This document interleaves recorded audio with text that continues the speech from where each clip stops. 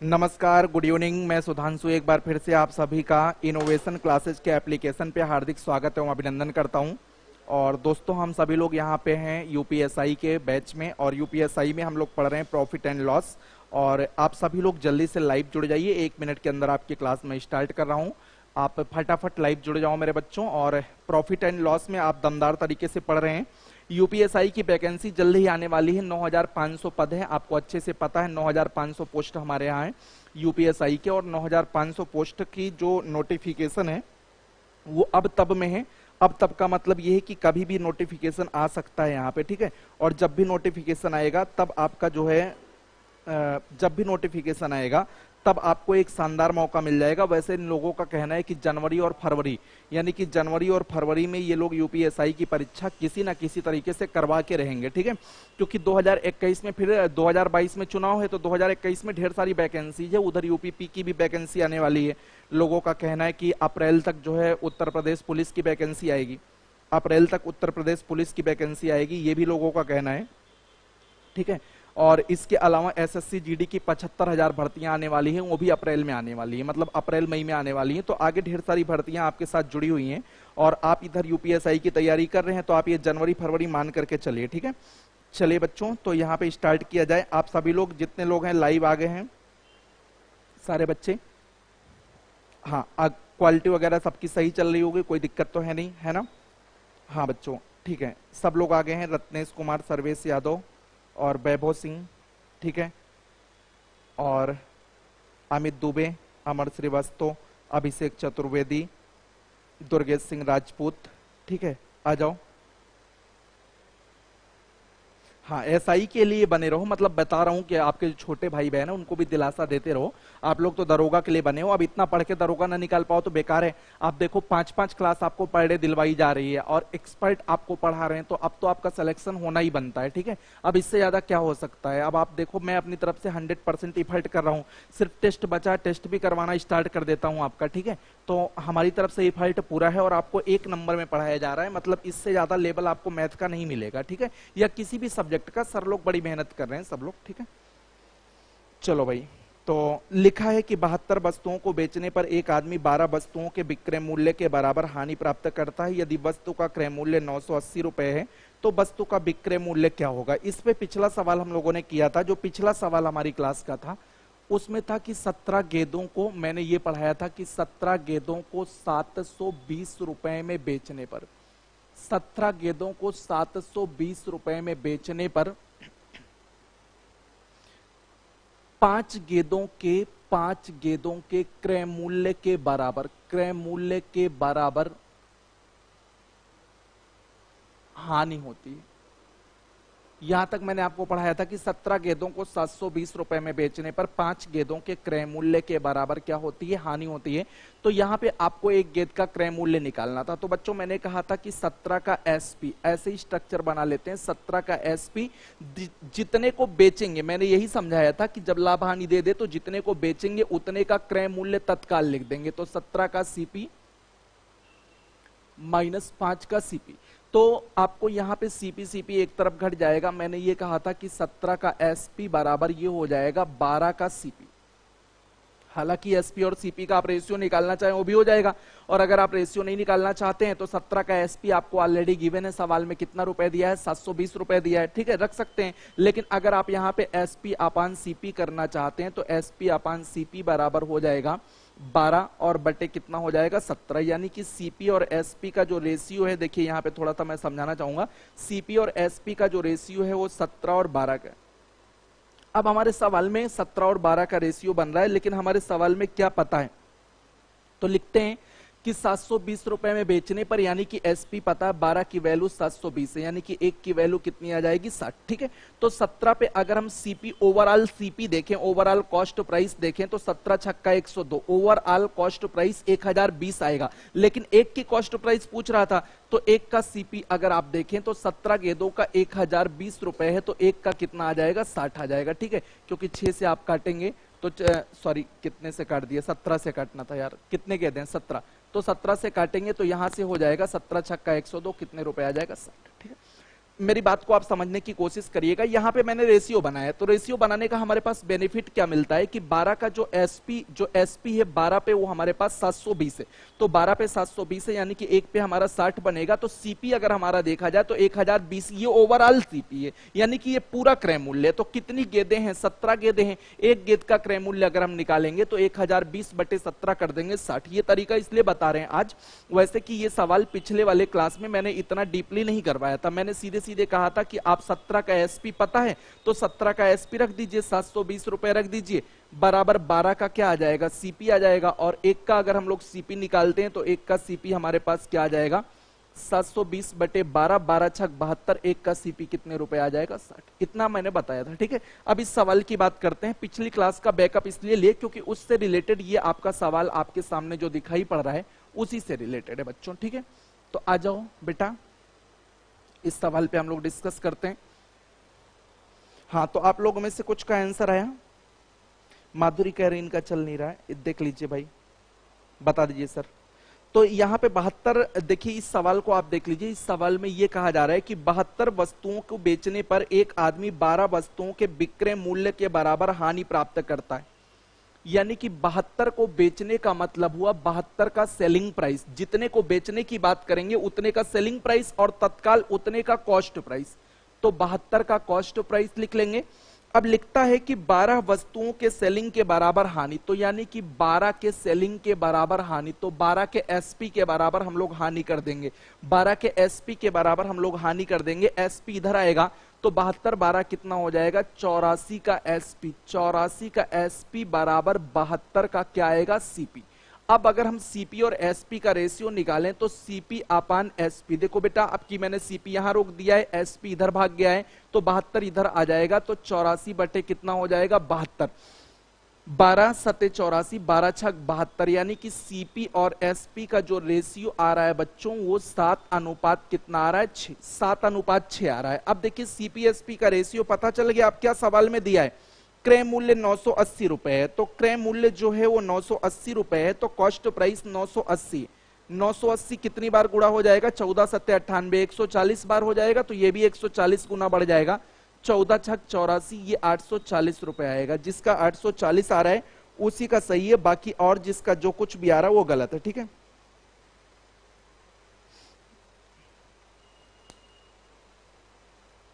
ठीक है, इतनी बात समझ में आ गई। तो यहां पे आपका 840 आएगा बच्चों। 1020 करेक्ट आंसर नहीं है। रेशियो थोड़ा ठीक से बनाया करो बेटे। ये सीपी अपान एसपी, सीपी अपान एसपी करोगे तो ये 72 इधर आएगा, 84/72। सीपी और एसपी का रेशियो 7:6 का आएगा, ठीक है। तो हमारे पास क्रय मूल्य अब की बार पता है 980 रुपए, तो ओवरऑल क्रय मूल्य 980 पता है, तो 7 पे 980, 1 पे 140 हो जाएगा, 6 पे कितना हो जाएगा? 140 से गुणा कर देंगे तो ये 840 रुपए बन जाएगा, ठीक है। 840 आएगा बच्चों, ठीक है। आप लोग जो 1020 पे टिके पड़े हैं उसको हटा दीजिए, ठीक। चलिए सर अगला 13 नंबर सवाल।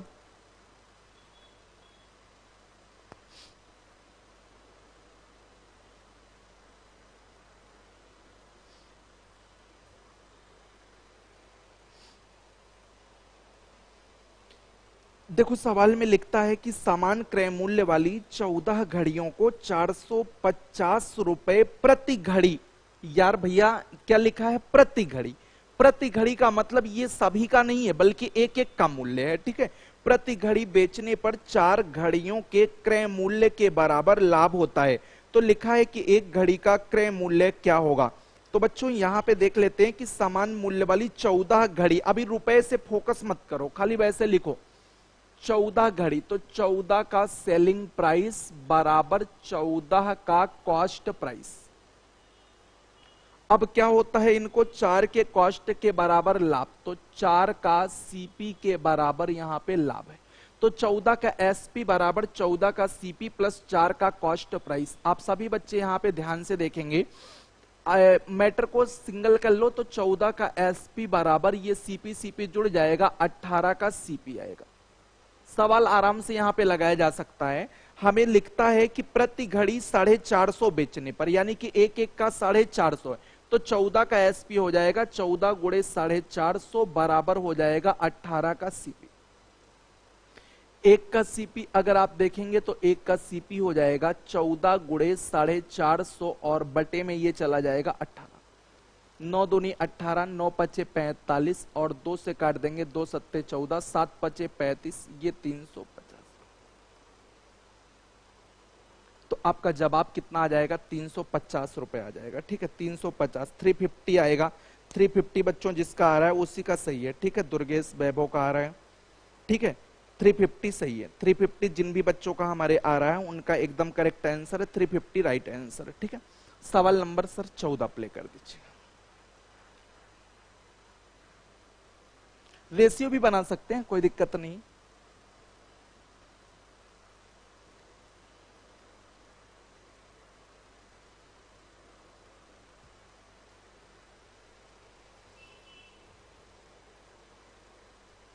देखो ये लिखा है कि 60 कुर्सियों को बेचने से प्राप्त लाभ 45 कुर्सियों के लागत मूल्य के बराबर है। फिर 77 कुर्सियों के बिक्री के साथ 21 कुर्सियां मुफ्त दिए जाने पर लाभ का प्रतिशत क्या होगा? अब यहाँ पे आप सभी लोग दिमाग लगाइए और सवाल को करने की कोशिश करिए। चलिए ये आपके लिए टाइट सवाल है, इस सवाल को आप बनाने की कोशिश करिए, सब लोग कोशिश करिए।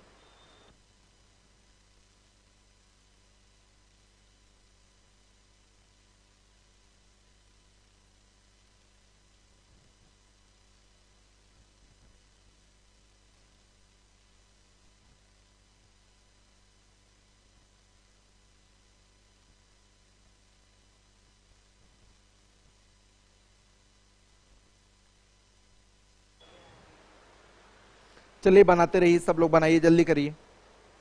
हाँ हम आपके आंसर चेक कर रहे हैं, जल्दी करिए।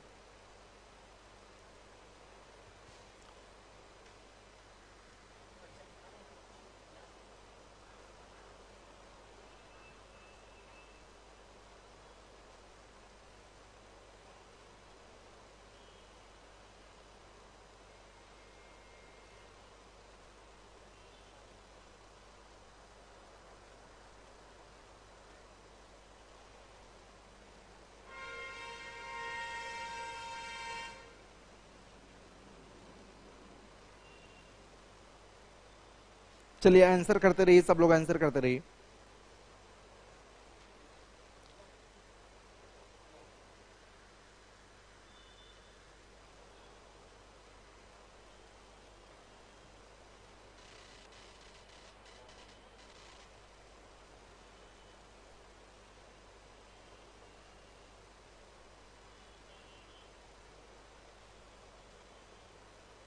%37 जिसका भी आ रहा है उसी का सही आंसर है, बाकी लोग देख लेंगे।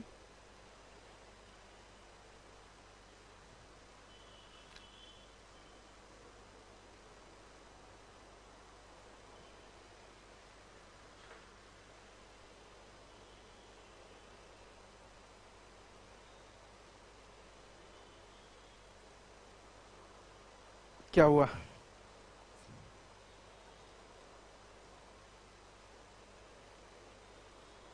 चलो 37.5% जिसका है, कोई बात नहीं, मैं बताता हूं। ठीक है, तो देखो यहाँ पे कहा जा रहा है कि 60 कुर्सियों को बेचने से प्राप्त लाभ 45 के लागत के बराबर है। 60 को बेचने से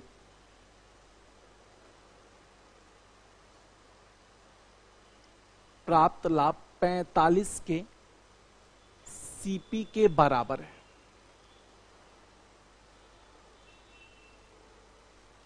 तो यहां से अगर हम सीपी और एसपी का रेशियो बनाते हैं तो हम ऐसे भी कह सकते हैं कि 60 का एसपी बराबर 60 का सीपी और प्लस 45 का सीपी, यही तो हम कह सकते हैं। यानी कि 60 का एसपी बराबर अगर हम देखें बच्चों तो हमारे पास बनेगा 60 40 105 का सीपी। और अगर हम यहां पे सीपी अपान एसपी बनाए बेटा तो सीपी हमारे पास उधर है, इधर ये आके 60 बटे हो जाएगा 105। 15 चौका 60, 15 सत्ते 105, यानी कि सीपी और एसपी का जो रेशियो बनता है वो बनेगा 4:7, यानी कि 4 अनुपाते कितना 7। सीपी और एसपी खरीदने और बेचने का रेशियो। अब इनका कहना क्या है, अब पढ़िए, अब सवाल शुरू है। 77 कुर्सी के बिक्री के साथ 21 कुर्सियां फ्री में दी जाती है। इसका मतलब क्या है कि पैसा 77 का देंगे, बोलिए ना, पैसा कितने का देंगे? 77 का, और 21 कुर्सी फ्री में दी जाएगी। 21 कुर्सी फ्री में दिए जाने का मतलब क्या है कि 77 का पैसा लगेगा लेकिन हमें 21 फ्री मिलेगी। तो 21 फ्री का मतलब ये हुआ कि 77 में 21 जोड़ देंगे आपको 98 कुर्सी मिलेंगी, है ना। तो कहने का मतलब ये हुआ कि अगर हम ये कहें कि 77 के साथ 21 मुफ्त दिए जाने का मतलब है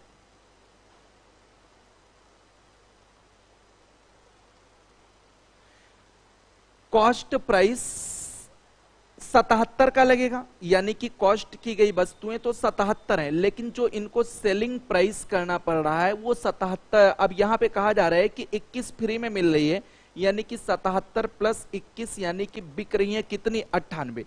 खरीदी गई वस्तुएं आप ये कह सकते हैं कि खरीदी गई, लेकिन जो प्राप्त है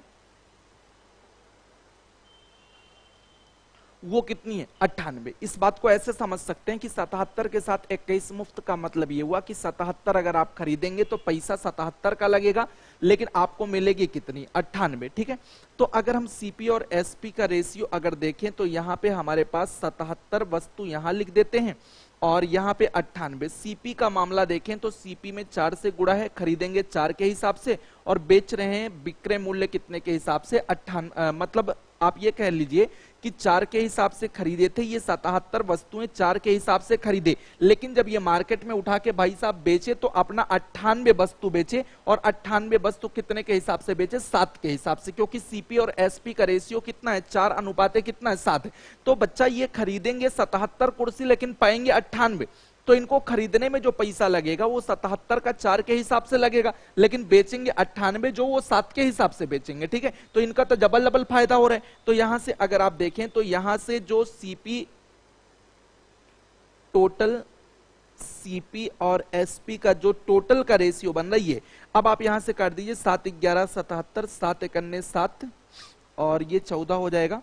ठीक है, और तो मुझे नहीं लगता कटे उठेगा भाई, 2 दूना 4, 2 सत्ते 14, ये 11 दूनी 22 और ये 7 सत्ते 49। प्रॉफिट कितने का हो रहा है, 9 में से 2 7 यानी कि 27 का प्रॉफिट हो रहा है। तो प्रॉफिट परसेंट अगर हम देखें, गुड़ा उड़ा जरा देख लीजिएगा एक बार, 11 दूनी 22 और 7 सत्ते 49 हो जाएगा, कटा सही है, 2 से 7 से काटा 11, 7 14 98 हो जाएगा और 2 दूना 4 हो जाएगा और 9 में से 2 7, 27 का प्रॉफिट। ज्यादा हो रहा है प्रॉफिट यार, ये तो परसेंटेज बढ़ जाएगा। तो 27/22, ये 100 से ऊपर चला जाएगा, 22 सेकंड में 22 5 27, 100 से ऊपर ये चला जाएगा। 1 सेकंड, हाँ 37.5 बनना चाहिए। 1 सेकंड में आंसर मिला लेता हूँ, 37.5 बनना चाहिए। 1 मिनट मेरे बच्चों, 1 मिनट, थोड़ा सा वेट कर लेंगे आप, मैं आंसर चेक कर लूं। वैसे 37.5 आना चाहिए इसका।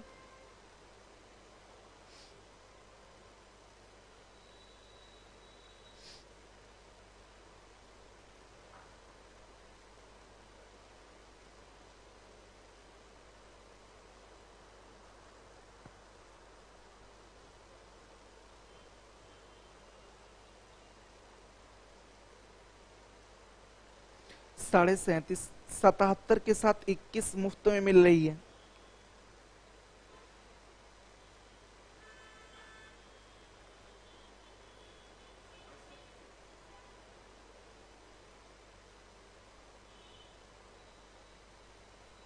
साढ़े 37% बनना चाहिए। 1 सेकेंड, यहां से थोड़ा सा डाटा मिसमैच हमारा हो रहा है, हमें लगता है कि हमने कुछ गलती किया है। 1 मिनट यहाँ पे करेक्शन चाहेंगे आप लोगों से। यहां से कहा जा रहा है कि 77 के साथ 21 मुफ्त दिया जाता है, तो 77 के साथ 21 मुफ्त दिया जाता है, ये वाला मुद्दा थोड़ा सा गंभीर लग रहा है, यहां से दिक्कत आ रही है। 37.5 आएगा, लेकिन 1 सेकंड रुक जाइए, सवाल एक बार फिर से पढ़ लें, बस सब कुछ सही है। 77 के साथ 21 मुफ्त 98, ये सब कुछ सही है, यहां तक सही है, बस एक बार लैंग्वेज पढ़ लें। 60 कुर्सियों को बेचने से प्राप्त लाभ 45 कुर्सियों के लागत मूल्य के बराबर है, यानी कि क्रय और विक्रय का अनुपात बन गया। 77 कुर्सियों के बिक्री के साथ 21 कुर्सियां मुफ्त दिए जाने पर लाभ प्रतिशत क्या होगा। 77 कुर्सियों के बिक्री के साथ 21 कुर्सियां मुफ्त दिए जाने पर लाभ प्रतिशत कितना होगा? अच्छा एक बात बताओ कि 77 कुर्सी के साथ 21 कुर्सी अगर मुफ्त देंगे तो कोई आदमी जो है पैसा 77 का दे रहा है लेकिन वो पा जा रहा है 98 कुर्सी। तो इसका मतलब ये हुआ बच्चों कि 98 कुर्सी अगर वो पा जा रहा है तो 98 कुर्सी का लागत कितना बनेगा, 98 कुर्सी का कितना लागत बनेगा ये देख लिया जाए। और 98 कुर्सी लेकिन बिक जो रही है वो 77 कुर्सी का पैसा लिया जा रहा है, मतलब पैसा तो लिया जा रहा है 77 का, ये बात हमें समझनी है कि पैसा जो लिया जा रहा है वो 77 का लिया जा रहा है। तो 77 के साथ 21 मुफ्त का मतलब पैसे हम लोग 77 का ले रहे हैं लेकिन हम 21 कुर्सी दे रहे हैं। अच्छा एक बात बताइए कि 21 कुर्सी अगर हम एक्स्ट्रा दे रहे हैं, थोड़ी सी बात को समझना पड़ेगा, अगर हम 21 कुर्सी एक्स्ट्रा दे रहे हैं तो हम तो ठहरे दुकानदार, लेकिन अगर हम दुकानदार ठहरे तो भी अगर हम 21 फ्री में दे रहे हैं तो लेकिन 21 तो हमें खुद खरीदना पड़ रहा होगा ना। बात यही उलट गई थी, हमारे में यही उलट गई। जैसे हम ठहरे दुकानदार, अगर हम 21 कुर्सी मुफ्त दे रहे हैं तो मुझे तो खरीदना पड़ेगा ना, मुझे तो भाई साहब 98 खरीदना पड़ेगा, लेकिन मैं पैसा आपसे कितने का वसूल पा रहा हूं, 77 का। ये बात थोड़ी सी उल्टी पड़ गई, ठीक है। यानी कि यहाँ पे टोटल सीपी और एसपी का जो रेशियो बनेगा, अब बात थोड़ी सी यहाँ पे क्लियर हो रही है कि टोटल सीपी और एसपी का भले हम आपको 91 जैसे खरीदी गई 77 लेकिन प्राप्त हो रही है 98, अगर 98 प्राप्त हो रही है तो दुकानदार का जो दुकानदार का सीपी 98 कुर्सी का लगेगा, कुर्सी 98 कुर्सी का लगेगा, ये बात मैं आपको लिख रहा हूं। लेकिन एसपी जो है, लेकिन एसपी 77 का मिलेगा। इस बात को थोड़ा सा समझना पड़ेगा, यहीं पे मैंने मिस्टेक कर दिया। जैसे दुकानदार क्या करेगा, वो 77 पे 21 मुफ्त दे रहा है, मतलब वो दे तो रहा 98 कुर्सी, लेकिन यार अगर वो 98 दे रहा है तो क्या वो खुद नहीं खरीद के लाया था, वो तो खरीद के लाया रहा होगा ना। तो वो बेचारा 98 कुर्सी खरीद के लाया होगा, कितने के हिसाब से, 4 के हिसाब से, और पैसा बिक्रे में जो मिल रहा है उसको 77 कुर्सी का मिल रहा है, कितने के हिसाब से, 7। अब सही है, 7 से काट देंगे, 7 से काट देंगे 14 आ जाएगा बच्चों, 7 दूनी 14 आ जाएगा, 7 11 हो जाएगा, 4 दूनी 8 और 11 का रेशियो बन जाएगा, 8 और 11 का रेशियो बनेगा तो यहाँ पे 3 का प्रॉफिट हो जाएगा। और प्रॉफिट परसेंट जो हमारे पास बनेगा, इस सवाल को एक बार मैं और करवा दूंगा, तो यहाँ पे 3/8 गुणे 100 कर देंगे, 3/8 का मतलब कितना होता है, 37.5%। ये 37.5% हमारा बन जाएगा। अब यहाँ पे सही है, एकदम करेक्ट है, 37.5% बन जाएगा, ठीक है। हाँ देखो गलती यहाँ पे क्या हुई थी, गलती हमारी सिर्फ इतने की हो गई थी यहाँ पे कि हमने उल्टा लिख दिया यहाँ पे, ठीक है। जैसे कहने का मतलब ये है कि मैं एक दुकानदार हूं और मैं 77 के साथ 21 वस्तुएं फ्री बेचने का मतलब प्लान बनाया हूं, लेकिन मुझे तो 21 वस्तु वो खरीद के लानी पड़ेगी ना, मुझे तो फ्री में मिली नहीं थी। यानी कि मैंने 98 वस्तुओं को परचेज किया होगा मार्केट से, और मैं जो सेलर हूं 98 वस्तु मैं खुद खरीद के लाया, और मैंने जो हमारा कस्टमर आया उस कस्टमर को 77 वस्तु का पैसा लिया, लेकिन मुझे तो 98 खरीदनी पड़ी रही होगी ना। भले ही हम 98 वस्तुएं बेच रहे हैं लेकिन मुझे 98 बेचने के लिए 98 खरीदना तो पड़ेगा। यानी कि 98 मुझे कितने के रेट से खरीदना पड़ेगा, 4 के रेट से, और मैं 77 का ही पैसा ले रहा हूं तो 77 पे 7 के रेट से हमें पैसा मिल जाएगा। तो यानी कि सेलिंग और कॉस्ट का ये रेशियो बनेगा, ठीक है। ये आपका बन जाएगा। बाकी ऊपर वाला मैटर तो आपको समझ में आ ही रहा होगा। अब बोल दीजिए आप सभी को समझ में आया, एक बार बोल दीजिए, कमेंट कर दीजिए। थोड़ा सा कॉम्प्लिकेटेड हो गया डाटा मेरी गलती की वजह से, ठीक है। अब बताइए आप सभी लोग समझ पा रहे हैं, एक बार मुझे कमेंट डालिए।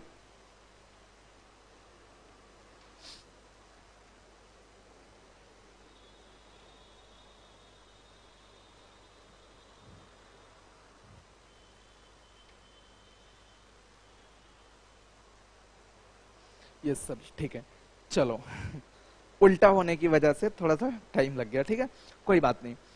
बस ये समझना है कि मुझे जो है 77 कुर्सी के साथ 21 अगर फ्री देना है तो मुझे तो भैया 98 ही खरीदना पड़ेगा, और तब जाके हम 77 का पैसा पाएंगे। तो 98 हम 4 के हिसाब से खरीदेंगे और 77 बेचेंगे, ठीक है। चलो तो यहाँ पे अगला सवाल, सवाल नंबर 15 की बात करेंगे बच्चों, ठीक है। सवाल नंबर 15, सर 15 नंबर प्ले करिए। देखिए सवाल तो यहाँ पे सब दमदार अब इधर लगे हुए हैं, आप अच्छे से पढ़िएगा। 10 मोमबत्ती बेचने पर एक आदमी को 3 पेन के विक्रय मूल्य के बराबर लाभ होता है। यानी कि 10 मोमबत्ती बेचने पर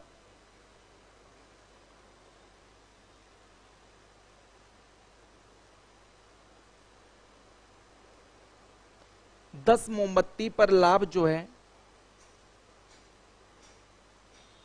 3 पेन का सेलिंग प्राइस है, और फिर 10 पेन बेचने पर 4 मोमबत्ती के बराबर नुकसान। तो 10 पेन पर हानि बराबर, 10 पेन पर हानि बराबर लिखता है 4 मोमबत्ती के विक्रय मूल्य का, 4 कैंडल का सेलिंग प्राइस। अब लिखते हैं कि हानि प्रतिशत व लाभ प्रतिशत बराबर है, profit percent equals to loss percent. Profit and loss percent बराबर है। फिर लिखते हैं कि मोमबत्ती का कॉस्ट प्राइस, मोमबत्ती का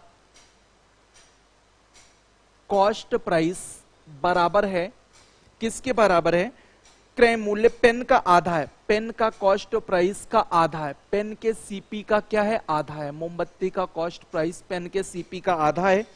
फिर लिखते हैं मोमबत्ती और पेन के सेल प्राइस का अनुपात क्या होगा? मोमबत्ती का एसपी रेशियो पेन का एसपी। ये पूरा डाटा आपके पास लिखा हुआ है, ठीक है। अब लिखते हैं, एक एक लाइन हम लोग क्लियर करेंगे कि 10 मोमबत्ती बेचने पर 3 पेन के विक्रय मूल्य के बराबर लाभ होता है।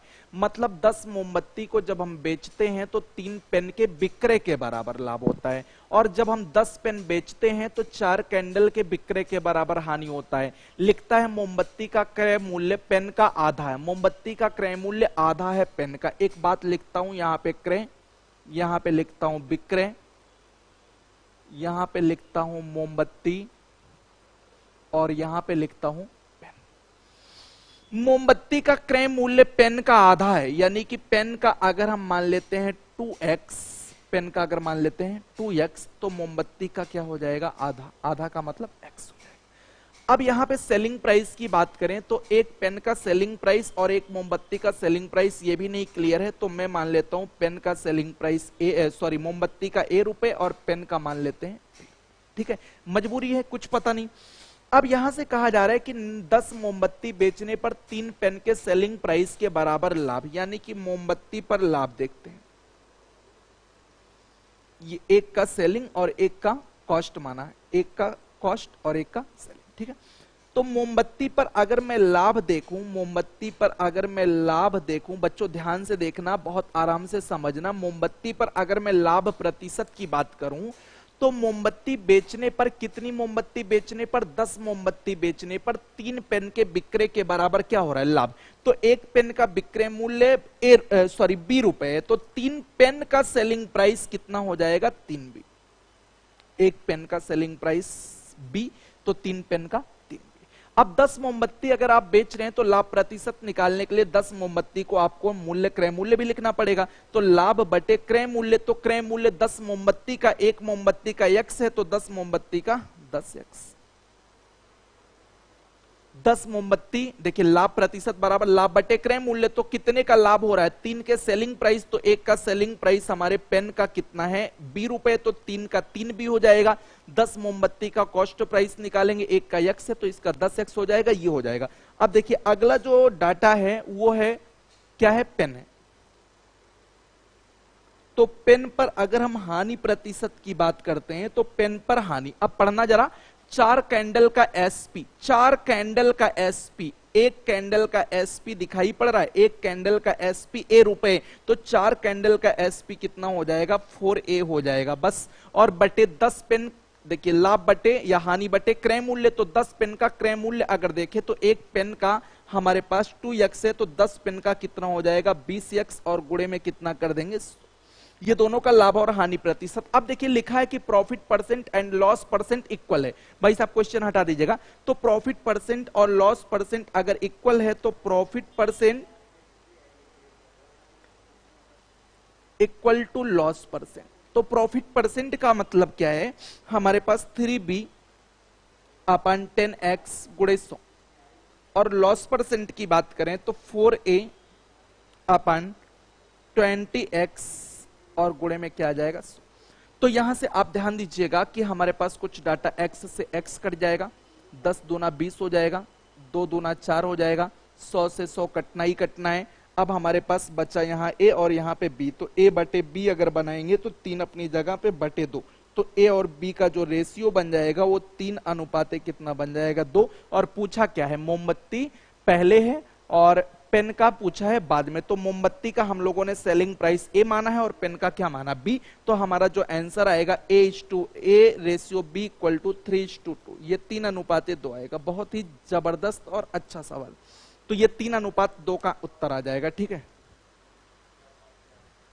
अरे अगला क्वेश्चन आप लगा दिए क्या, हमने क्वेश्चन हटाने का था। चलिए कोई बात नहीं, कोई बात नहीं सर, पिछला लगा दीजिए, बस क्वेश्चन पिछला आप कर दीजिए, कोई नहीं, बस रहने दीजिए। ठीक है,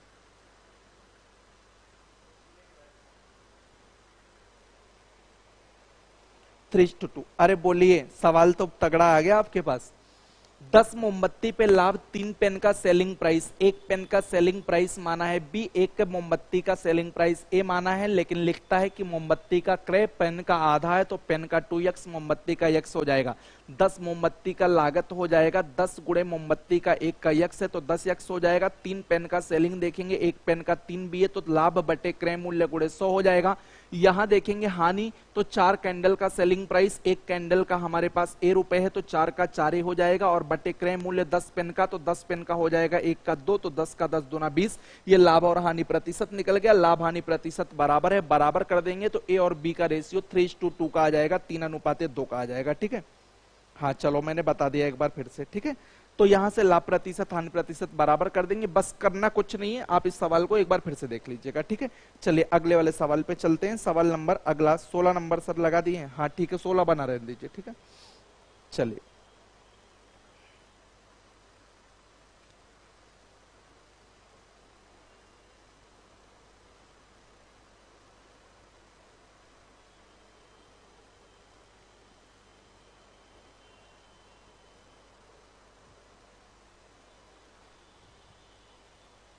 देखिए 16 नंबर भी एक और बेहतरीन सवाल है, ये बहुत ही लेटेस्ट वर्जन है और सीजीएल मेंस वगैरह में पूछा जाता है। आप में देखिए एसआई दे रहे हैं तो एसआई में कोई कोर कसर नहीं छोड़ेंगे पुलिस भर्ती बोर्ड वाले, ठीक है, क्योंकि एसआई एक ग्रेजुएशन लेवल का पेपर है और ग्रेजुएशन लेवल में आपको ज्यादा से ज्यादा आपको तैयार रहना। बाकी वो क्या पूछते हैं, सरल पूछ लेंगे, आपकी किस्मत है, 40 में 40 ठोक दीजिएगा। ठीक है, और अगर थोड़ा सा कॉम्प्लिकेटेड रहता तो एटलीस्ट 35 तो बनना ही चाहिए, क्योंकि अगर सिलेक्शन लेना है तो 35 से कम रहेगा तो मुश्किलें आपके लिए बढ़ जाएंगी। ठीक है, और ये अपना आखिरी मौका मान के चलो सब लोग, क्योंकि इसके बाद मौके देखिए, चुनाव खत्म, वैकेंसी खत्म। ठीक है, दरोगा की भर्ती 2016 में आई थी, 2016 के बाद 2020 से, और फिर जब अगली बार आएगी तो यू आर आउटडेटेड, मतलब तुम आउटडेटेड हो जाओगे, तुम्हारी जो उम्र होगी वो पता नहीं कहां चली जाएगी, फिर यही कहोगे मेरी तरह की दरोगा की भर्ती आई हुई है। ठीक है, चलो तो बच्चों यहाँ पे बात ये है कि लिखा हुआ है कि 12 सामान का लागत मूल्य। सबसे पहले बात मैं एक बताऊं आपको, पहले बता भी चुका हूं कि कॉस्ट प्राइस, सेलिंग प्राइस और मार्केट प्राइस, इसकी बात हुई थी, मार्केट प्राइस की बात हुई थी, और बीच में एक बंदा डिस्काउंट होता वो आ जाता है। ठीक है, तो होता क्या है कि जैसे हम किसी वस्तु को 100 रुपए में खरीद लिए, इस पे कुछ बढ़ा करके मैंने 160 रुपए प्रिंट कर दिया, तो मैंने उस दिन पढ़ाया था कि बच्चों ये 100 रुपए का 160 रुपए, यानी कि मैंने 60% इसके प्राइस को बढ़ा दिया है। ठीक है, अब अगर मान लो कि 160 रुपए के बदले इस वस्तु को मैं उठा करके 160 के बदले में इस वस्तु को उठा करके 120 रुपए में किसी को दे देता हूं, तो ये हमारी सेलिंग प्राइस है। डिस्काउंट कितने का हो गया बेटा, 40 का डिस्काउंट हो गया। अब देखिए, अगर 40 का डिस्काउंट हो गया तो प्रॉफिट यहां पे अगर हम देखें तो प्रॉफिट हमें कितने का मिला, तो हम प्रॉफिट हमेशा सिर्फ कॉस्ट प्राइस और सेलिंग प्राइस के बीच का डिफरेंस देखते हैं, तो प्रॉफिट हमें कितने रुपए का मिला, 20। ठीक है, क्योंकि 100 रुपए पे 20 रुपए हमें प्रॉफिट मिल रहा है। लेकिन अगर हम डिस्काउंट का परसेंटेज निकालें मेरे बच्चों, तो डिस्काउंट का परसेंटेज, डिस्काउंट का मतलब होता है कितना छोड़ा गया, तो 40 रुपए छोड़ा गया, और डिस्काउंट हमेशा एमपी पे निकलता है। एमपी का मतलब जो मार्केट प्राइस होता है, जो प्रिंटिंग होता है उस पे निकलता है, तो 160 पे निकल जाएगा, गुणे 100 करेंगे तो आप कहेंगे सर 4 चौक 16, 4 से काट दीजिए, जो डिस्काउंट है इस बंदे का वो 25% है। या आप अगर फ्रैक्शन में कहते तो ये 40/160 हो जाता, सीधे आप कहते कि डिस्काउंट 1/4 का हो रहा है, डिस्काउंट 1/4 का हो रहा है। अगर मैं प्रॉफिट परसेंट की बात करूं बच्चों, तो प्रॉफिट आप कहोगे सर कि प्रॉफिट 20 का हो रहा है, लेकिन प्रॉफिट कॉस्ट प्राइस पे निकलता, गुणे 100 करेंगे, ये आप कह सकते हैं कि 20% प्रॉफिट हो रहा है। या बेटा आप ये कह सकते हैं कि 20 बटे क्रय मूल्य पे 100 करेंगे, यानी कि 1/5 का प्रॉफिट हो रहा है। प्रॉफिट फ्रैक्शन में 1/5 का हो रहा है, और डिस्काउंट फ्रैक्शन में देखें तो 1 कितने का हो रहा है, 4 का। और जब हम चाहेंगे प्रतिशत में बदलना तो गुणे कितना कर देंगे, 100 कर देंगे। अब इस सारी भूमिका को लेकर के हम इस सवाल में उतर रहे हैं, और ये एक बेहतरीन, दमदार और अच्छे क्वालिटी का सवाल है बच्चों, ठीक है। तो चलिए इस सवाल को हम लोग समझते हैं अच्छे से। सुनिए, मसला यहां पे ये है इस सवाल का। वंदना तो लाल पीली हो रही है। अरे भाई तुम तो कितना गुस्सा दिखा रही हो, इतना लाल लाल भेजी हो, ये क्या है भैया, राक्षस अच्छस का। चलो अच्छा देखते हैं। तो लिखा ये है कि 12 सामान का लागत मूल्य, 12 सामान का लागत मूल्य का मतलब 12 का सीपी। देखो आराम से देखो, घबराते क्यों। 12 का सीपी बराबर 9 के सेलिंग प्राइस के बराबर है। तो 9 के सेलिंग प्राइस के बराबर है, तो बच्चों यहां पे सीपी और एसपी का अगर मैं रेशियो बना लूं बेटा, तो ये हो जाएगा हमारा 9/12, 3 त्रिक का 9, 3 चौक 12। बोले तो सीपी और एसपी का जो रेशियो बनेगा वो 3 और 4 का बनेगा, 3:4 का, ठीक है। चलो इतनी बात कर लेते हैं। यहां पे तो हमें प्रॉफिट 1 का दिखाई पड़ रहा है, क्योंकि 3 में खरीद के 4 में बेच रहे हैं, ठीक। अब आगे देखो लिखा है कि 10 सामान पर डिस्काउंट, 10 पर डिस्काउंट, 10 का डिस्काउंट, ये लाइन महत्वपूर्ण है। 10 का डिस्काउंट 5 के लाभ के बराबर है, तो 5 का प्रॉफिट। एक बात बताओ कि यहां पे डिस्काउंट और प्रॉफिट का अगर मैं रेशियो बनाता हूं, तो डिस्काउंट और प्रॉफिट का रेशियो जो बनेगा वो 5/10 का बनेगा। बोले तो 1/2 का बनेगा, ठीक है। तो डिस्काउंट और प्रॉफिट का जो रेशियो बन रहा है बच्चों, ये बहुत ही महत्वपूर्ण चीज है, क्योंकि इसी से सवाल आगे बढ़ेगा। अब देखो यहां पे इसमें प्रॉफिट 2 का हो रहा है और डिस्काउंट कितने का हो रहा है, 1 का हो रहा है। तो अगर प्रॉफिट 2 का हो रहा है, तो हम यहां क्या देख रहे हैं कि प्रॉफिट हमारे यहां अभी 2 का नहीं है, हमारे यहां तो प्रॉफिट अभी 1 का हो रहा है। हमें अगर प्रॉफिट 2 हो रहा है, तो हमारे वहां भी तो प्रॉफिट 2 दिखना चाहिए, तो उसको 2 पे आपको बनाना पड़ेगा। तो एक काम कर लेते हैं कि सीपी अपन एसपी जो ये 3/4 है, ऊपर नीचे 2 से गुणा कर दें, काम सही हो जाएगा। तो सीपी और एसपी का जो रेशियो अब बन जाएगा, ये 3 दूनी 6, 4 दूनी 8, हमारा प्रॉफिट 2 का होने लगा है। प्रॉफिट कितने का होने लगा, 2 का। अब हम सारी चीजों को सजा देते हैं। सर क्वेश्चन वहां से हटा दीजिएगा, CP SP discount MP, question sir हटा दीजिएगा। तो यहां से देखिए सीपी का मसला क्या है, सीपी हमारे पास 6, सीपी हमारे पास कितना है, 6। एसपी हमारे पास कितना है, 8 का। चलो एसपी 8 का हो गया। एमपी कितना बनेगा, डिस्काउंट 1 का है, डिस्काउंट अगर 1 का है तो एमपी कितना बनेगा, डिस्काउंट अगर 1 का है तो एमपी बनेगा, देखो एमपी में से डिस्काउंट घटा के 8 रुपया में बेचा गया, इसका मतलब एमपी जो बनेगा इन दोनों को जोड़ के बनेगा, दोनों को जोड़ेंगे तो जाकर के हमारा एमपी आएगा। भाई मैक्सिमम जो मार्केट प्राइस होता है उसमें से डिस्काउंट जब लेस करते हैं तब जाकर के एसपी आती है। तो हम यहां पे क्या करेंगे कि डिस्काउंट को प्लस कर देंगे उल्टा, तो एमपी आ जाएगी। अब यहां से अगर हम प्रॉफिट की बात करें, तो प्रॉफिट जो हमारे पास अब जो हमारे पास बन रहा है ये 6/8, सॉरी 6/8 क्यों लिख रहा हूं, प्रॉफिट हमारे पास कितने का हो रहा है, 2 का। तो 2 बटे हमारे पास 6 का प्रॉफिट हो रहा है, यानी कि प्रॉफिट 1/3 का हो रहा है। और डिस्काउंट की अगर हम बात करें, तो डिस्काउंट हमारे पास 1 का हो रहा है, एमपी 9 है, तो 1/9 का डिस्काउंट हो रहा है। अब सवाल में सिर्फ इतनी सी बात पूछी गई है कि प्रॉफिट परसेंट और डिस्काउंट परसेंट में डिफरेंस क्या है, तो प्रॉफिट माइनस डिस्काउंट हम दोनों का डिफरेंस देख लेते हैं, तो ये आ जाएगा 1/3 और 1/9 का डिफरेंस, यानी कि ये 3 त्रिक का 9, 2/9 हो जाएगा। और इसको परसेंट में बदलेंगे तो 2/9 और गुणे में हो जाएगा 100, 1/9 होता है 11 से 1/9, तो 2 हो जाएगा 22 सही 2/9। तो इसका प्रॉपर आंसर आ जाएगा 22 सही 2/9%।